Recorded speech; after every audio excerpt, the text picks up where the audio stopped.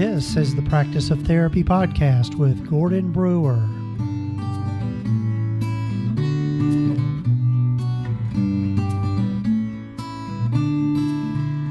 This is session number 35 of the Practice of Therapy podcast. Hello, folks. I'm your host, Gordon Brewer, and I'm so glad you've joined us today. And if you're just now finding the Practice of Therapy podcast, welcome. And if this is the first time you're listening to it, you've caught us at the tail end of a series that I'm doing called a 4-part series that I've called Love the Work, Hate the Job. And we're just talking about being able to make that transition from agency work into private practice and some of the steps around that. If you've been listening to the series, thanks for joining in, and hopefully this information is helpful for you and that you're learning a little bit from it. This morning I had the pleasure, or really it's one of the treats I give myself, is I get together with other therapists in our area here up in northeastern Tennessee. And this morning I got together for coffee with Sybil Smith, and Sybil was a previous podcast guest, but we just spent some time talking about our business and talking about our practices and how things are going. And one of the things that I enjoy most about that is that it keeps us from being isolated in what we do in terms of being private practice owners, and being able to compare notes and talk about ideas and how we run our practice and just the logistics around all of that. Sybil has become a good friend, and I'm just so thankful for that relationship. And one of the things that a theme you probably have heard from me a good bit if you've been listening to the podcast is just the importance of reaching out to those peers and mentors that can help us in our practice. And with that, I'm starting another mastermind group in the end of May, depending on when you're listening to this. But if you'll go over to practiceoftherapy.com/mastermind, you can find out more about the mastermind groups and how to get involved in that. I know my involvement with a mastermind group has just helped me boost my practice just exponentially. So I invite you to go over and take a look at that. So we're going to continue today with this series, the Love the Work, Hate the Job. And today I'm going to be talking about marketing and getting referrals. And this is the last of the 4-part series that I'm doing on the podcast, but I also have the course available. And it's just a little mini course that gets emailed to you when you sign up for it. And if you go over to practiceoftherapy.com/love the work course, you can find out more about that. And I'm also offering a discount for the course, getting 20% off the course. And if you want that discount, just go over practiceoftherapy.com/love the work discount. And as I mentioned yesterday in the yesterday's series, I do charge for a minimal fee for the course. I just feel like I need to recoup the time that I've put into it. And so again, it's not that expensive. The course is regularly $27, and with the discount, you get it for $20. So felt like it was a pretty good bargain. But anyway, so today we're going to, like I mentioned, we're going to talk about marketing and getting referrals. So let's jump into that.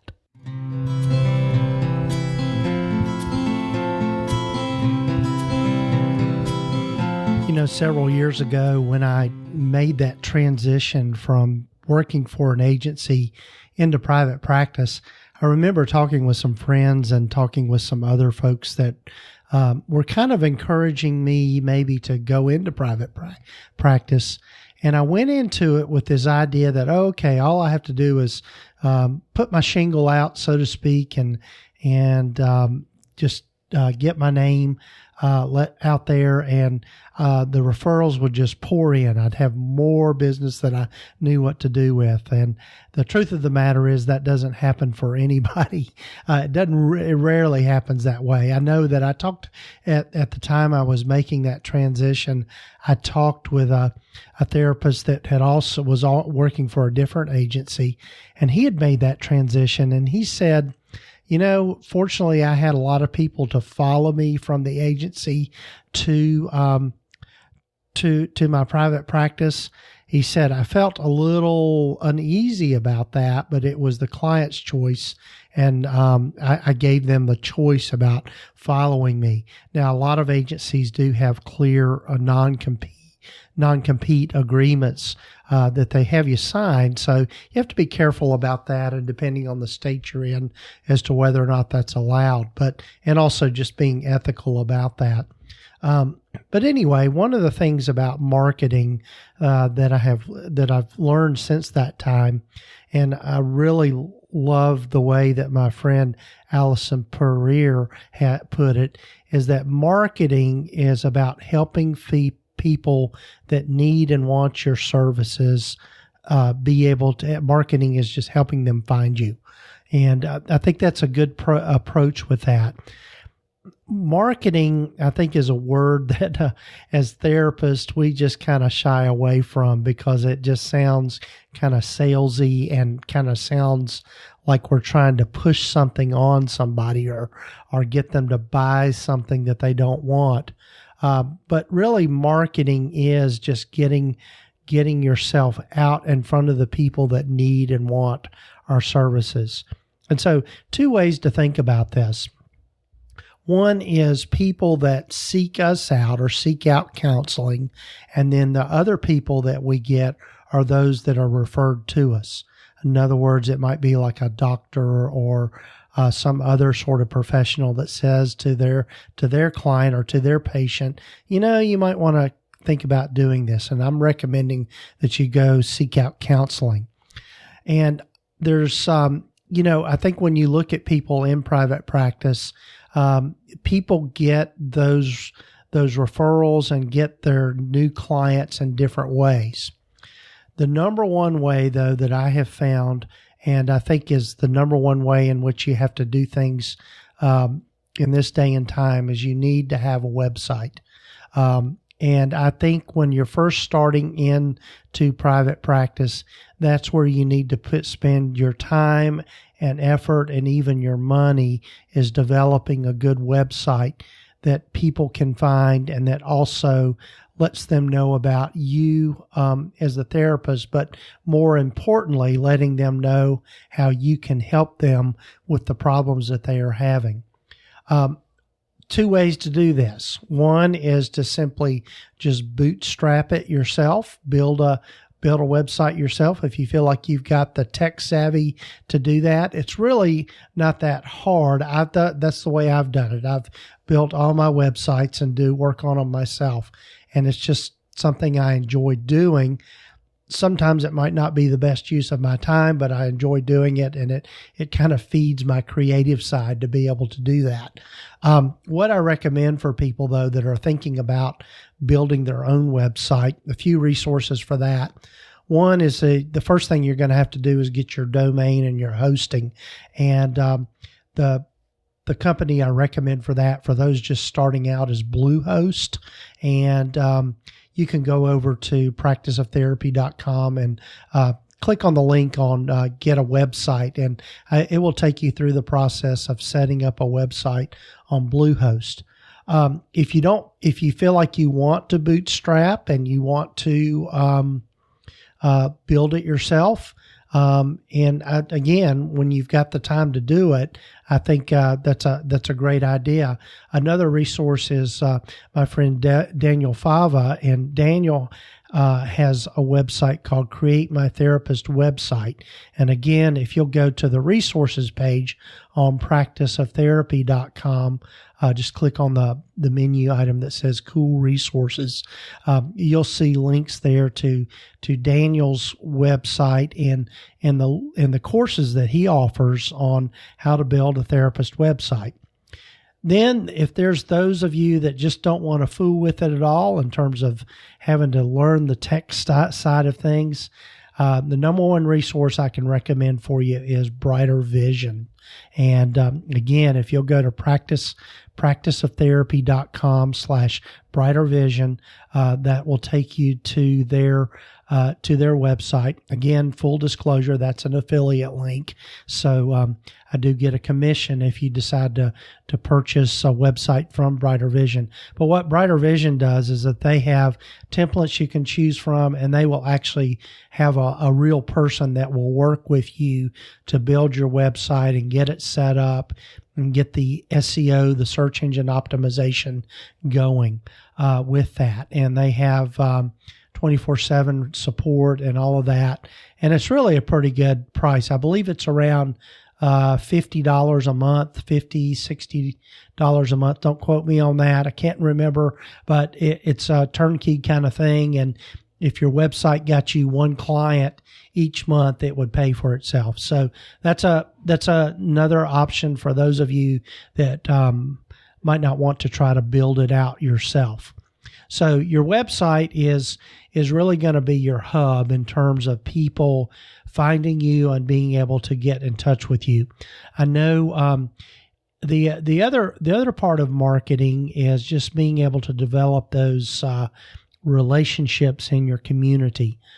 You definitely want to get known to doctors and nurses and other professionals that might refer to you, and just make them aware that you are there for them, for them to refer to. In a podcast episode I've got coming up with Whitney Owens, she talks about that and just about how when she started her practice, how important it was to be able to build those relationships in the community she was in, and being able to have people that knew her personally. And if you think about it, when I need a plumber or I need something done around the house, usually I'm going to go to a friend or somebody I trust to recommend somebody. And a lot of times when people are looking for therapists or they're thinking about going to counseling, they're probably going to talk to their doctor or talk to a friend about that. And so being able to develop those relationships and those people that are going to refer to you is an important piece. Some ideas around that. One of the most effective ways that I found in developing relationships with people that would refer to me, and I'm believe it or not, I'm wired more as an introvert. So going out and going to doctors' offices and leaving brochures or leaving rack cards just was a little bit intimidating to me. But what I did do, which was something that has worked well, is I created a coordination of care form that when I do get someone that comes to me, I get the release to talk to their doctor. And then I send that coordination of care form to the doctor or the primary care person, whether it be a nurse practitioner or whatever, along with just a brief flyer that says we're taking new referrals. And that has been a great referral source and a relationship building tool, because there are so many doctors out there and so many healthcare providers that are looking for people, reliable people that they can refer to. And so just making yourself known to them, letting them know that you're taking new referrals just goes a long way in building those referral bases and the referral sources. And I'll put a link to a sample of that coordination of care form in the show notes, so you can download that and take that and create your own. So get the idea from it, steal the idea, which is perfectly all right with me. The other way to think about getting referrals in terms of your web presence, obviously, as I mentioned earlier, you've got your website that's going to be your hub. In other words, people will go to that first and search you out and probably find you first on that website, unless you're getting a direct referral from a from a doctor or other professional, which most of the time they're going to refer the client to your website. So again, that's another reason why you need to have a great website. But the other way to kind of get that online presence is, with social media. We've got a Facebook page for our counseling practice, also a Twitter page. LinkedIn is a good way to make contacts with other professionals. Those are some of the social media sites that a lot of people have success with. Another one, of course, is Pinterest. And again, I mentioned Daniel Fava mentioned him and some of the work that he's doing. He's had a lot of the therapists that he has worked with starting to use Pinterest and really finding that a really good referral source, believe it or not. So Facebook is changing a lot, and they've been in the news a lot here lately. So I guess kind of the jury's still out on how that's going to change and affect people that have business pages on Facebook, and what that's going to look like in terms of getting referrals from that. We have probably close to 300 people that have liked our page. So I don't know how many referrals we get from that. But again, it's just a matter of getting yourself in front of people that might be thinking of your services or might, a lot of what we do with Facebook is we just post articles and post links to Psychology Today articles. Also, just Life Hack is another good one to get articles from. Also doing the blogging, our own blogging on our website. And I'll get to that in a minute about blogging. But what that does is just creates more interest in what we're doing, and really planting the seed with people that, if they're struggling in some way, for example, with anxiety or depression or, even eating disorders or whatever you identify as your niche, that is a way to let them know that you've got your eyes on those issues and that you might be someone that could help them with those issues. So the other thing about online presence is, and I meant to say this in the beginning, having a really strong online presence is going to only help you in getting referrals. But the other way to get referrals is to start listing on yourself and your practice in various directories. Probably the best known is the Psychology Today directory. And depending on the area of the country you're in, most people find that is very helpful, because Psychology Today has got the kind of the market, or the really has done the best job of getting that search engine optimization so that they're ranked really high when somebody searches for therapists or counselors or any sort of therapy type issues. So if you go into Google and just Google counselors and then put your city in, you're probably going to see the Psychology Today directory at the top of the list. Also look at some of the other directories that are out there. There's, Network Therapy, Theravive, Good Therapy. I would say just look at those directories and see what's on there and where they're ranking, and if you feel like it's going to be a good return on your investment to rank there. I have found that Psychology Today absolutely pays for itself. It's only $30 a month or thereabouts. And if you think about it in terms of return on investment, if you get one client a month from that, it pays for itself. So in terms of, especially if the client comes back to you and that sort of thing. So again, looking at those different things. The other thing about marketing that I wanted to mention is just the importance of developing a niche. Most of us, a lot of people, when they go into private practice, they just kind of cast a wide net. In other words, they'll take anybody that wants to come to see them.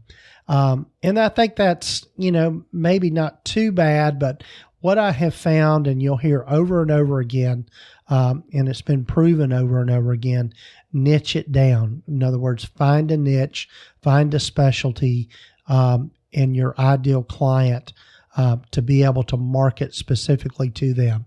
So, for example, in my practice, I work with couples, and I work with men that are struggling with sex addictions or pornography addictions, and that is a very specific niche. And I would say, and number one, I enjoy working with those people, but secondly, it really makes me stand out when people go to search or try to find a therapist, because when people search for a therapist, they're going to search based on a specific problem. So if somebody's, I'm struggling with panic attacks, I'm having panic attacks, so they'll Google panic attack counselor or something along those lines. And that's why it's important to niche it down. But the other thing is that even if you have a specific niche, I like the way that one person put it one time. If I'm having trouble with, say, some back pain, but my friend is a cardiologist, I'm probably not going to go to the cardiologist, but I could ask him about my back pain because I know that he's a doctor and he might know a little bit something about that. So by niching it down, you're still going to catch the people that you would be afraid of missing with that broader net, so to speak.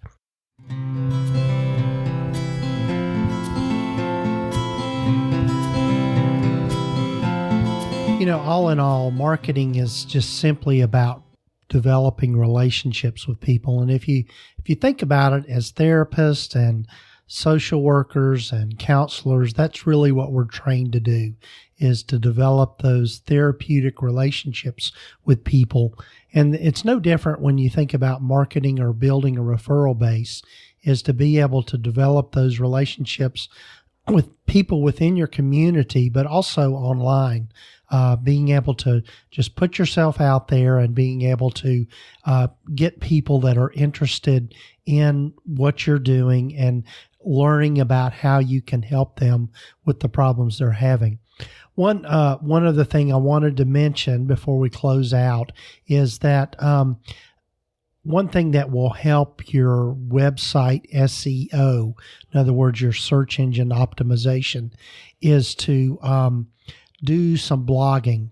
And again, the blogging is a way to just establish yourself as an expert and somebody that really knows what they're talking about in terms of the problems and issues that people are facing. Don't have a lot of time to go into that in this episode, but do consider blogging and learning about that, and that will just boost your website's visibility by being able to do that, in addition to setting up a great looking website. So thanks again, folks, for joining us today, and thanks for joining in this series. Hopefully it has been helpful for you and that you've learned a few things, and at least giving you a few things to think about in terms of marketing and getting referrals, and also just with the whole series of thinking about making that transition from working for an agency or working for some other entity and moving into private practice. I think there, as I mentioned in the beginning, just to recap, understanding your why is the place to start. I mean, having a clear vision for yourself and knowing why you want to move into private practice and what that will look like in the future. Secondly, just knowing how to plan for that, especially around your financial side of things, and understanding what it's going to take financially to make that move into private practice. And then just some of the logistics around setting up the office and things that you need to think about. And then finally today, just listening, hopefully as you listened, you learned a little bit about marketing, and I just did all of this with painted it all with a broad brush. But again, I hope that it's a way to give you gives you a way to think about these things and conceptualize what needs to happen to move into private practice. So thanks again, folks, for joining me in this series. Do go over and take a look at the kind of the companion or mini course that kind of goes along with this podcast. Love the Work, Hate the Job, and that's practiceoftherapy.com/love the work course. And then also take advantage of that discount at practiceoftherapy.com, love the work discount. Again, practiceoftherapy.com/love the work discount. And that way you'll get 20% off on the course that's being offered. So take care, folks, and tune in next week. And thank you for joining me in this journey. And thank you for listening, and do subscribe on Apple Podcasts and or wherever you might be listening to the podcast. Take care, folks.